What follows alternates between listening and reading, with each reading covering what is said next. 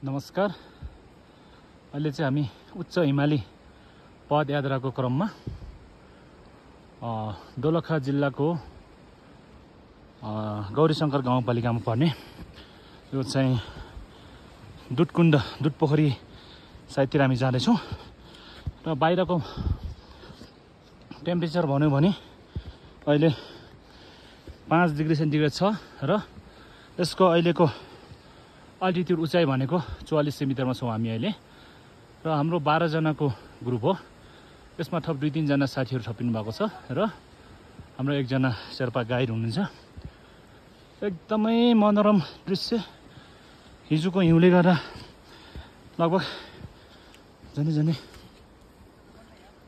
1-1.5 foot हिउँ पनि परेको छ र यसरी भ्याली हेऱ्यो भने पछाडि कहाँ हो के हो अन्त थाहा नहुँदो रहेछ र यसरी उच्च पदयात्रामा जाने क्रममा गाइड बिना चाहिँ हिँड्नु धेरै जोखिम हुने जस्तो लाग्यो र अहिले चाहिँ हाम्रो साथीहरू एकदम एक्साइटेडका साथ अगाडि बढिरहनु भएको छ र म पनि साथीहरूलाई अगाडि लगाउँदै पछि हिँड्दैछु भन्नु पर्यो। यो एकदमै रमाइलो एडभेन्चर। वाउ।